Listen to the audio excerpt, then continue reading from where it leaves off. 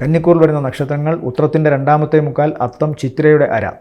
വ്യാഴം അനിഷ്ടസ്ഥാനത്ത് നിന്നാൽ, പ്രത്യേകിച്ചും 6-ലോ 8-ലോ 12-ലോ നിന്നാൽ, പ്രത്യേകിച്ചും 8-ൽ നിന്നാൽ വളരെ ദോഷകരമായ അവസ്ഥയാണ്. കാരണം ഈശ്വരൻ്റെ അനുഗ്രഹം മാറിപ്പോകുന്ന അവസ്ഥ, ഈശ്വരൻ തിരിഞ്ഞു നിൽക്കുന്ന അവസ്ഥയാണ് അവിടെ കാണുന്നത്. ഭാഗ്യമൊട്ടും അനുകൂലമല്ല. അങ്ങേയറ്റം കഠിനാധ്വാനത്തോടു കൂടി ചെയ്യുന്ന പ്രവർത്തനങ്ങൾ മാത്രമേ ഏതെങ്കിലും തരത്തിൽ വിജയത്തിൻ്റെ അടുത്തെങ്കിലും എത്താൻ സാധിക്കുകയുള്ളൂ. സംബന്ധിച്ച് ഏപ്രിൽ മാസത്തിൽ മാത്രമേ വ്യാഴം അവർക്ക് അനുകൂലമായി മാറുന്നുള്ളൂ.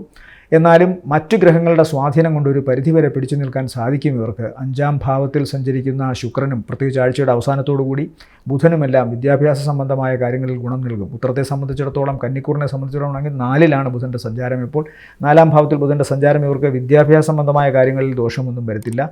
ശുക്രനും 3-ൽ നിന്ന് 4-ലോട്ട് മാറുമ്പോൾ ഗുണകരമായ ഒരു അവസ്ഥയാണ് കാണുന്നത്. ഏറ്റവും പ്രധാനപ്പെട്ട ഗ്രഹം മോശപ്പെട്ട സ്ഥലത്ത് നിൽക്കുന്നതുകൊണ്ട് കഠിനമായ പ്രാർത്ഥന, കഠിനമായ അധ്വാനം ഇത് രണ്ടും ഇവർക്കിപ്പോൾ ആവശ്യമാണ്. ചിലപ്പോൾ ചിലർക്ക് കുറച്ച് അധ്വാനിച്ചാൽ മതി, ബാക്കി ഈശ്വരാധീനം കൊണ്ടോ ഭാഗ്യം കൊണ്ടോ വൻ വിജയത്തിലേക്ക് പോകാൻ സാധിക്കും. ആ ഒരു അവസ്ഥയല്ല കന്നിക്കൂറുകാർക്ക് ഇപ്പോൾ എന്ന് പ്രത്യേകം ശ്രദ്ധിക്കുക. ശാരീരികമായ അവശതയുണ്ടാകാനുള്ള സാധ്യത, അതുപോലെ തന്നെ ഭാഗ്യം, സന്താനങ്ങൾക്ക് ബുദ്ധിശക്തിയുടെ കാര്യത്തിൽ ഇതിലൊക്കെ ചില പിഴവുകൾ ഉണ്ടാകാനുള്ള സാധ്യതയുണ്ട്. നേരാവണ്ണം പഠിച്ചാൽ തന്നെ അത് നേരായ രീതിയിൽ പ്രസൻറ്റ് ചെയ്യാൻ സാധിക്കണമെന്നില്ല. അഭിമുഖങ്ങളിലായാലും പരീക്ഷകളിലായാലും 5-ാം ഭാവത്തിൽ പാപഗ്രഹം നിൽക്കുന്നുകൊണ്ട് പ്രത്യേകം ശ്രദ്ധിക്കുക. തങ്ങളുടെ മനസ്സ്, ബുദ്ധി ഇതെല്ലാം അല്പം ക്ഷീണാവസ്ഥയിലാകാനുള്ള സാധ്യത കാണുന്നുണ്ട്. ഇവരെ സംബന്ധിച്ചിടത്തോളം ഈ ആഴ്ചയിലെ നല്ല ദിവസങ്ങൾ എന്ന് പറയുന്നത് 14, 15, 16, 17 നല്ലതാണ്.